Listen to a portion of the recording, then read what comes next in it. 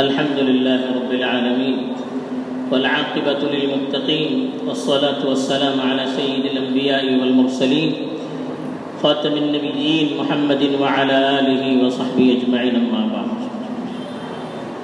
میرے دینی اور ایمانی بھائیوں، بزرگوں اور دوستوں، گزشتہ ہفتے رحمان کے بندوں کی آخری صفت جو تھی، 12ویں صفت، اللہ سے اپنی اولاد اور اپنی گھر والیوں کے لیے دعا کرنا، اس صفت کے پہلوؤں میں سے پہلے پہلو پر دعا کے سلسلے میں بات ہوئی تھی.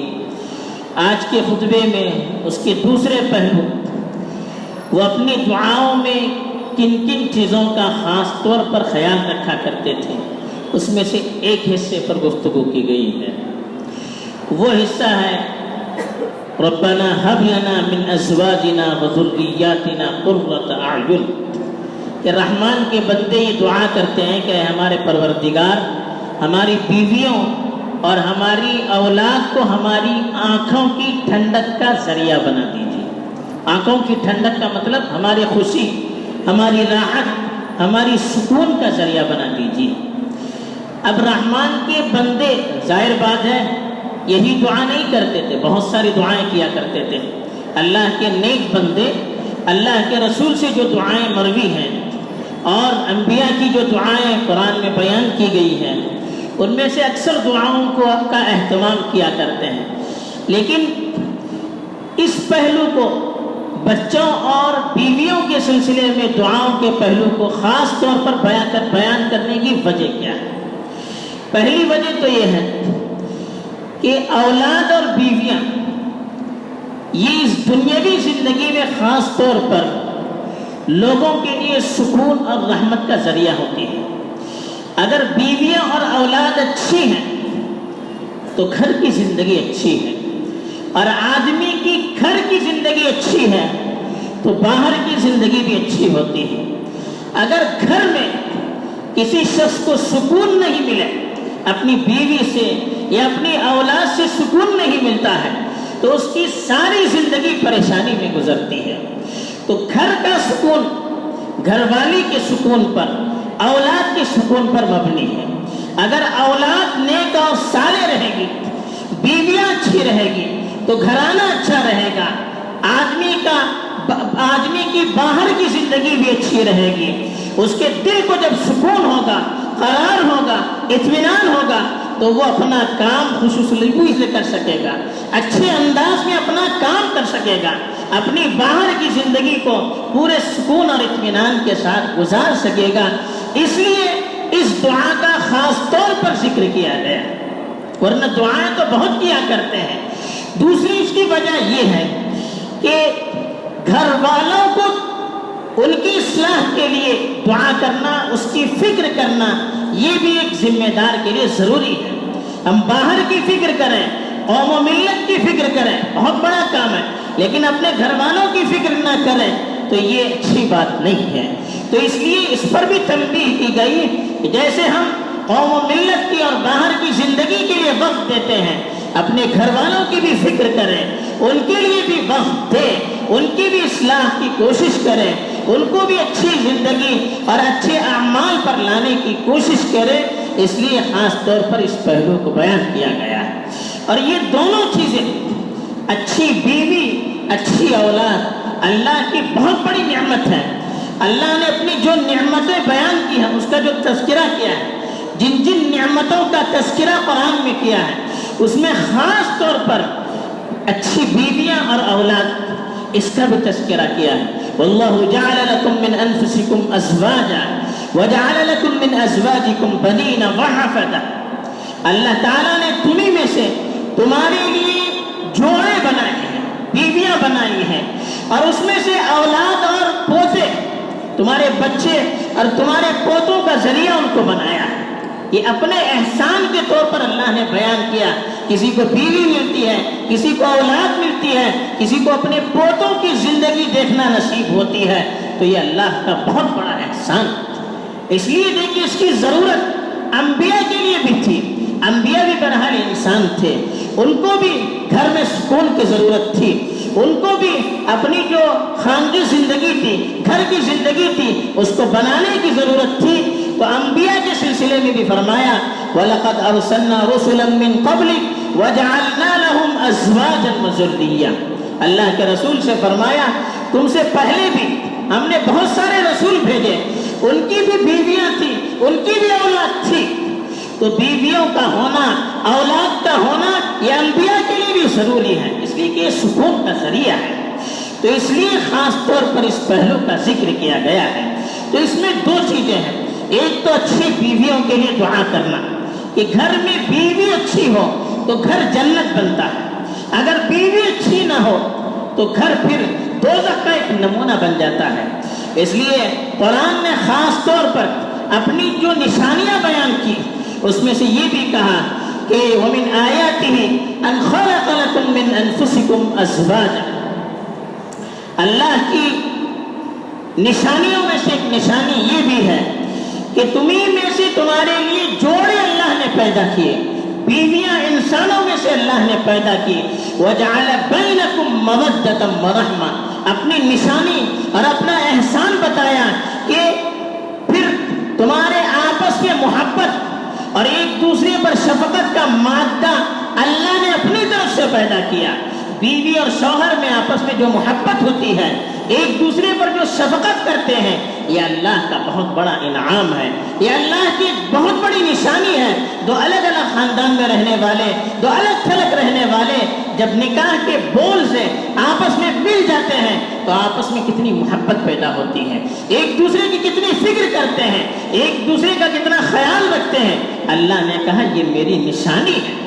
تو یہ اچھی بیوی کا ہونا یہ بہترین اللہ کی نشانیوں میں سے ہے، اس پر غور کرنے کے لیے کہا ان فی ذلک لآیات لقوم یتفکرون، جو لوگ اللہ کی نشانیوں میں غور کرتے ہیں اس پہلو میں بھی اللہ کی بہت بڑی نشانیاں ہیں، اس پر غور کرنا چاہیے کہ اللہ تعالیٰ کس طرح سے آپس میں ایک دوسرے کو ملاتا ہے، کس طرح سے آپس میں جوڑتا ہے، کس طرح سے آپس میں محبت اور ہم آہنگی پیدا کرتا ہے، کس طرح سے ایک دوسرے پر فدا کرتا ہے، ایک دوسرے پر مہربان کرتا ہے۔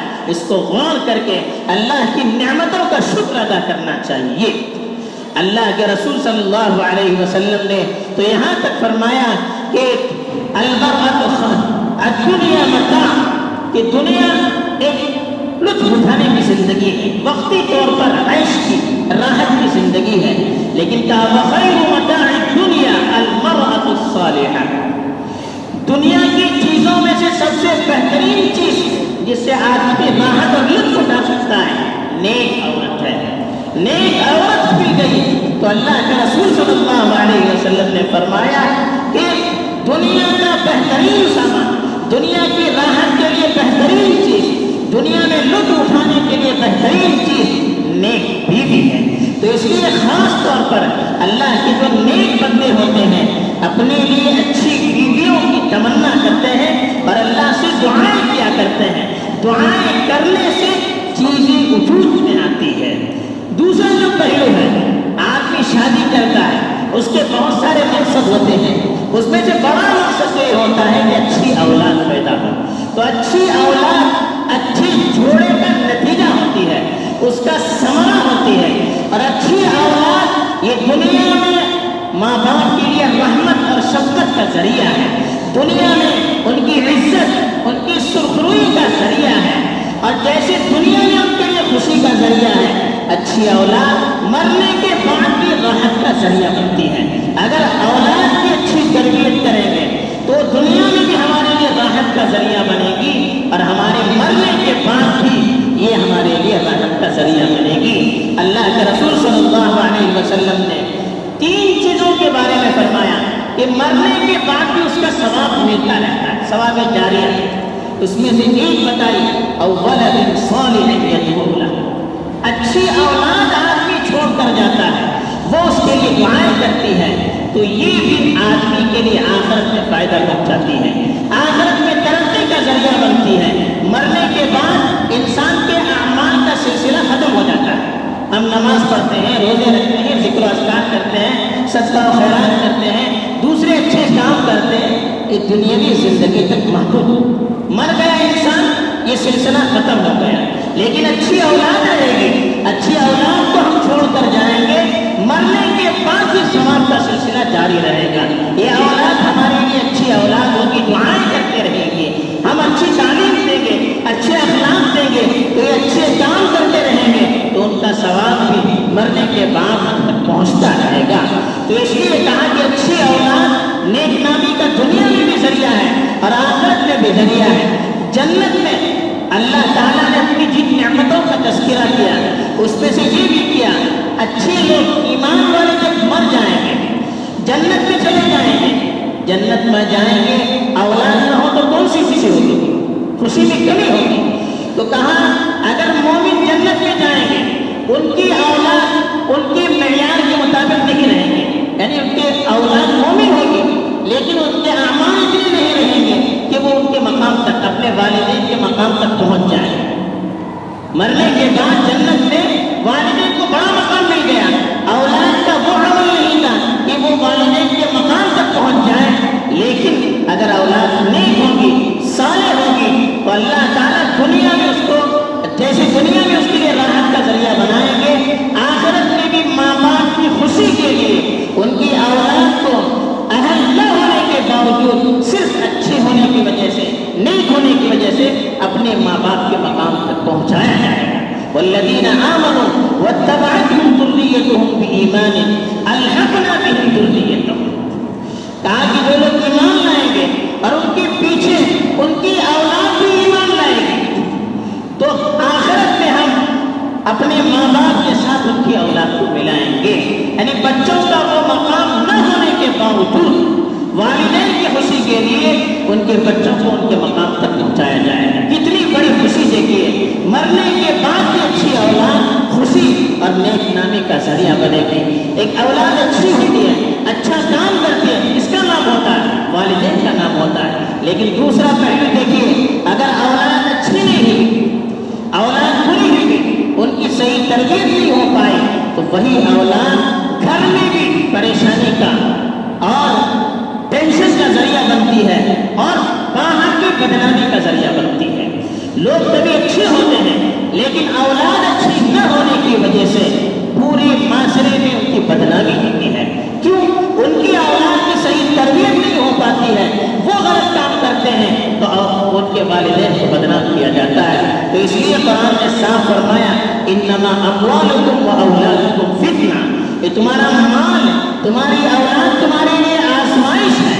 اگر اچھی تربیت ہوگی ترقی کا ذریعہ ہوگی، اچھی تربیت نہیں ہوگی تو پھر یہی اولاد ہمارے لیے آزمائش، فتنے اور بربادی اور بدنامی کا ذریعہ بنے گی۔ تو اس لیے نیک لوگوں کی صفت بتائی کہ وہ اپنی اولاد کی اصلاح کے لیے بھی اللہ سے دعا کرتے رہتے ہیں۔ پچھلے ہفتے بھی بتایا گیا تھا کہ باپ کی دعا اپنے بچوں کے حق میں بہت جلدی قبول ہوتی ہے۔ قبولیت کی جو اسباب ہے اس میں یہ بھی ہے کہ ماں باپ کی دعا اپنی اولاد کے حق میں بہت جلد قبول ہوتی ہے۔ تو اپنی اولاد کے لیے دعا کرنا یہ اللہ کے نیک بندوں کی صفات میں سے ہے۔ تو خالی دعا نہیں، دعا کرنا اہتمام کی دلیل ہے۔ آدمی کوشش بھی کریں اپنے گھر میں اپنی بیویوں کی بھی اصلاح کی، اچھے انداز سے، حکمت سے کوشش کریں اور اپنی اولاد کو بھی صحیح تعلیم دینے کی، اچھی تربیت کرنے کی، اچھے اخلاق سے سنوارنے کی کوشش کریں گے تو انشاءاللہ اللہ دنیا میں بھی سکون دیں گے، آخرت میں بھی سکون دیں گے۔ اسی لیے کہا یہ دعا ہمیں کرتے رہنا چاہیے، ربنا هب لنا من ازواجنا وذرياتنا قرة اعین، اے ہمارے پروردگار ہماری بیویوں کو اور ہماری اولاد کو ہمارے لیے آنکھوں کی ٹھنڈک کا، یعنی خوشی اور دل راحت کا ذریعہ بنا دیجیے، اس کا ورد رکھیے۔ یہی اچھے لوگوں کی صفات بیان کی گئی ہے۔ اللہ تعالیٰ ہمیں بھی اس پہلو پر غور کر کے عمل کی توفیق دے، آپ کو بھی توفیق دے۔